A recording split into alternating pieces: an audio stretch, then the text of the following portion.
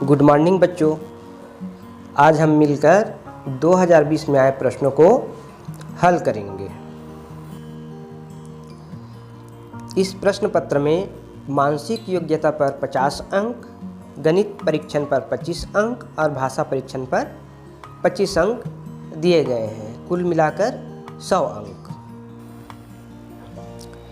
जब भी आपको प्रश्न पत्र मिले तो दिए गए निर्देश को बहुत ही सावधानी से पढ़ें। जैसे कि यहाँ लिखा है, प्रश्न संख्या 1 से 4 में प्रत्येक प्रश्न में 4 चित्र A, B, C और D दर्शाए गए हैं। इन 4 चित्रों में से 3 चित्र किसी विधि से एक समान है, जबकि एक चित्र अन्य से भिन्न है। अन्य से भिन्न चित्र का चयन करें। अपने उत्तर को दर्शाने के लिए OMR उत्तर पुस्तिका में प्रश्न की संगत संख्या के सामने वृत्त को काला करें। आओ इन चारों चित्र को एक साथ देखें। A, B, C और D। इनको समझने के लिए एक 5वां चित्र आपके सामने ये है। यह एक चतुर्भुज है जिसमें 4 भुजाएं हैं और मध्य में एक रेखा है जिसको विकर्ण कहते हैं।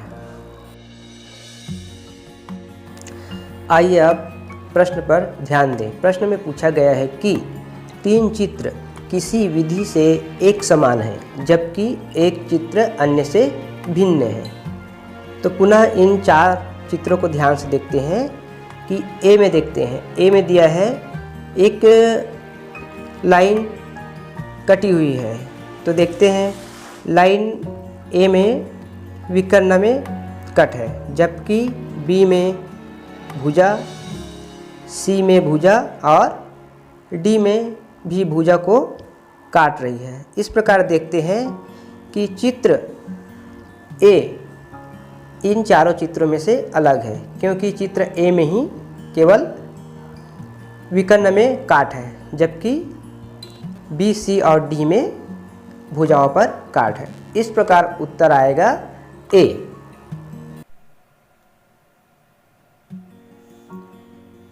अभी हमने प्रश्न 1 में उत्तर देखा कि उत्तर A आया।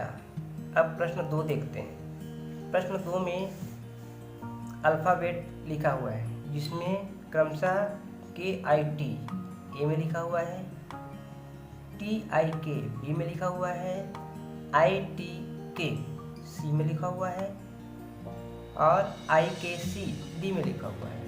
अब चारों को हम जब देखते हैं और हमें कोई एक को अलग करना होता है, तब हम बाकी 3 में समानता ढूंढते हैं। तो बाकी 3 में समानता ढूंढने से पता चलता है कि KIT जो कॉमन अल्फ़ाबेट है वो A में, B में और C ये तीनों में KIT लिखा हुआ है, जबकि D में C लिखा हुआ है। तो C लिखने के कारण ये तीनों से ये D अलग है और यही हमारा उत्तर है। जब भी हम किसी भी चीज़ को अलग ढूंढें तो अलग ढूंढने से पहले समानता ढूंढना ज़्यादा उचित होता है।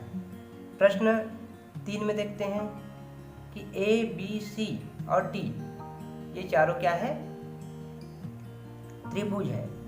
अब चारों में कोई एक को अलग करते हैं तो पहले 3 में समानता ढूंढते हैं। तो देखते हैं कि A में जो कोण है 90 अंश का है, C में कोण 90 अंश का है और D में कोण 90 अंश का है, जबकि B में ये वाला जो कोण है 90 अंश का नहीं है।